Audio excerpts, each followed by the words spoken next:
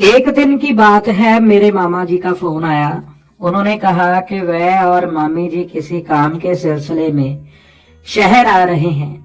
मेरे माता जी तो ये खबर सुनकर गदगद हो उठे, क्योंकि वो भाई बहन जो थे। लेकिन मैं तो सिर्फ मामी जी के आने से ही खुश था। मैंने तुरंत ही मामी जी को मैसेज किया तो उधर से भी मुझे दिल वाला इमोजी का मैसेज आया। मैं बहुत खुश हो गया। फिर आखिरकार वो दिन भी आ ही गया जब मामा जी और मामी जी हमारे घर आ गए।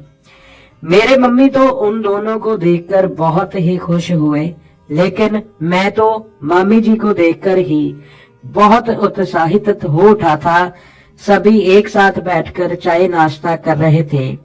चाय नाश्ता करने के बाद मामा जी और मामी जी का मन हुआ कि पास में एक मंदिर है, वहां पर हम माथा टेक कर आते हैं। मामा ने मुझे भी साथ चलने को कहा, लेकिन मैंने कहा कि आप चले जाओ, मुझे घर में कोई काम है। तो मामा ने बोला कि चलो ठीक है, तुम्हारी मामी भी घर पर रहती है, मैं और तेरे मम्मी मंदिर हो आते हैं। और फिर वो दोनों मंदिर चले गए। अब घर में मैं और मामी जी ही थे। उनके मंदिर जाते ही मामी ने मुझसे कहा कि मैं बहुत थक गई हूँ, मैं नहा धोकर फ्रेश हो जाती हूँ। मैंने भी उन्हें बहुत प्यार से देखा। मैंने कहा ठीक है, आइए मैं आपको वॉशरूम दिखा देता हूँ। फिर मैं उनका सामान लेकर अपने कमरे में रखने चला गया। मामी मेरे पीछे ही कमरे में आ गई। मामी ने मुझसे बोला कि मैंने अपने बैग में से कुछ सामान निकालना है।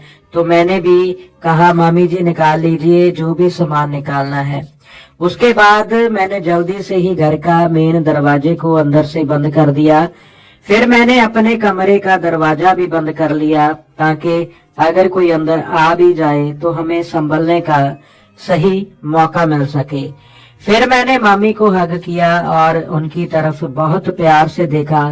वो भी मेरी तरफ से बहुत प्यार से देख रही थी। फिर वो बोली, आखिरकार तुमसे मिलने की आस में मैं आज सब कुछ रेडी करके ही आई हूँ। आज तकरीबन 3 साल बाद भी मामी जी बिल्कुल स्वर्ग की अप्सरा के जैसे लग रही थी।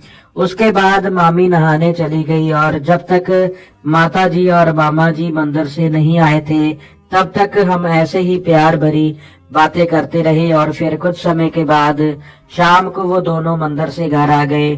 फिर रात को सारी फैमिली ने एक साथ बैठकर डाइनिंग टेबल पर खाना खाया और बहुत सारी बातचीत भी चलती रही।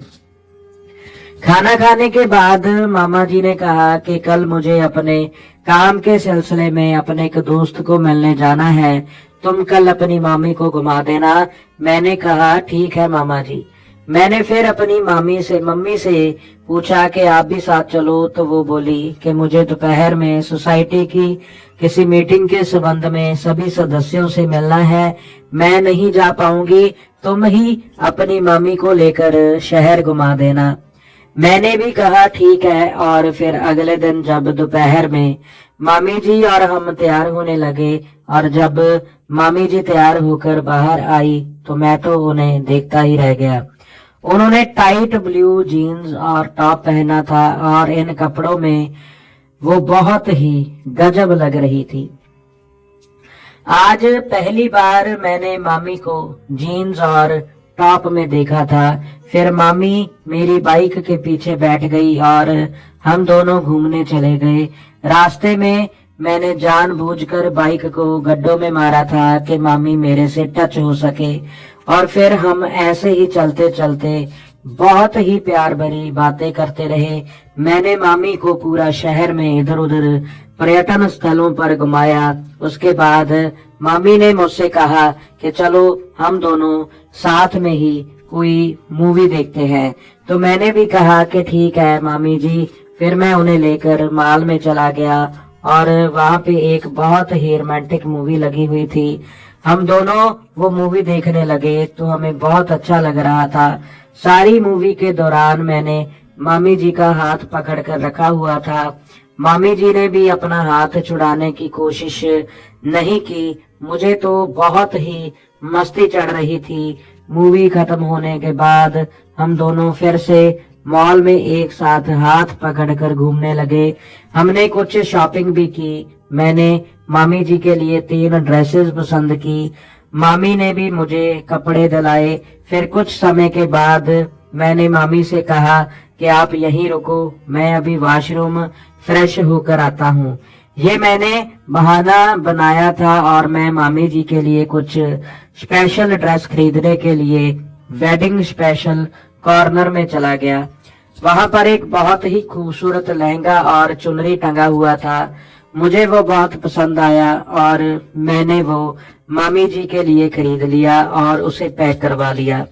जब मैं खरीद कर बाहर आया तो मामी ने मेरे हाथ में बैग देखकर मुझसे पूछा कि ये तुम क्या खरीद कर लाए हो।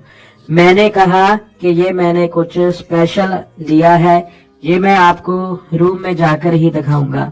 भाभी मेरी तरफ बहुत ही आश्चर्य से देख रही थी। मैंने उन्हें अपनी आंखों से ही आश्वस्त किया और उन्हें चुप करा दिया।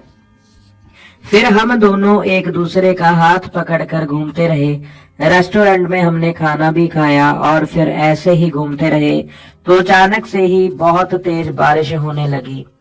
अब हम दोनों बारिश में बुरी तरह से भीग चुके थे, क्योंकि हम बहुत ज्यादा भीग चुके थे और वहां से ही घर भी हमारा दूर था। तो हमने सोचा कि क्यों ना आज रात के लिए हम किसी होटल में ही कमरा लेके रुक जाएं। मैंने मामी जी को समझाते हुए कहा कि रात बहुत हो चुकी है, तो हम यहाँ पास ही किसी अच्छे से होटल में रात काटने के लिए रुक जाते हैं। मामी भी मेरा इशारा अच्छे से समझ चुकी थी, पर वो थोड़ा झिझक रही थी। फिर मैंने उन्हें बोला कि मैं घर पर फोन करके बता देता हूँ। उन्होंने कहा कि ठीक है। फिर मैंने घर पर फोन करके बता दिया कि बारिश काफी तेज होने की वजह से ही हम अभी रात को घर में नहीं आ सकते और ना ही कोई साधन भी उपलब्ध है। तो मेरी मम्मी ने भी कहा कि ठीक है, तुम रात वहीं रुक जाओ, सुबह ही घर आना। अब हमने होटल में रूम ले लिया और हम अब रूम के जब अंदर आए तो हमारे कपड़े तो सारे ही भीग चुके थे। तो मैंने जल्दी से ही अपने कपड़े चेंज किए और मैंने कमरे की लाइट को भी थोड़ी सी हल्की कर दिया। उसी समय मामी को याद आया कि इसने मेरे लिए उस बैग में खरीदा था। तो वो बोली कि वो बैग किधर है, दिखाओ मुझे उस बैग में आखिर क्या है। मैंने भी कहा कि आप बैग खोलकर खुद ही देख लो। जब मामी ने बैग खोला तो उसमें से दुल्हन का एक जोड़ा था, जिसमें कि लहंगा, चुनरी और कुछ मेकअप का सामान भी था। मामी सब कुछ देखकर बहुत ही खुश हो गई। अब मैंने मामी से कहा कि अब आप जल्दी से ही कमरे के अंदर आओ और इन कपड़ों को पहनकर मेरी दुल्हन बनकर आओ। मामी खुशी खुशी ही कमरे के अंदर चली गई और कोई 15-20 मिनट गए वो दुल्हन वाले कपड़े पहनकर और कुछ मेकअप करके वो जब मेरे सामने आई तो मैं तो उन्हें देखता ही रह गया। मैं तो बहुत खुश था। मामी बेड पर दुल्हन के लिबास में घूंघट को ऊपर करके बैठ गई। मैं उनके पास आया और उनका घूंघट पीछे किया। जब मैं घूंघट उठा रहा था तो मामी बोली कि पहले मुंह दिखाई तो दो। मैं हक्का बक्का रह गया, मुझे कुछ सूझा नहीं। तो मैंने अपने गले में पड़ी हुई सोने की चेन उतारकर मामी को मुंह दिखाई के तौर पर दे दी और उन्हें पहनाने लगा। मामी ने मेरा हाथ पकड़ लिया। जब मैंने उनकी तरफ देखा तो वो बोली कि वो नहीं, मुझे वो दो, और कहकर हंस पड़ी। उसके बाद हम दोनों प्रेम के सागर में डूबते चले गए।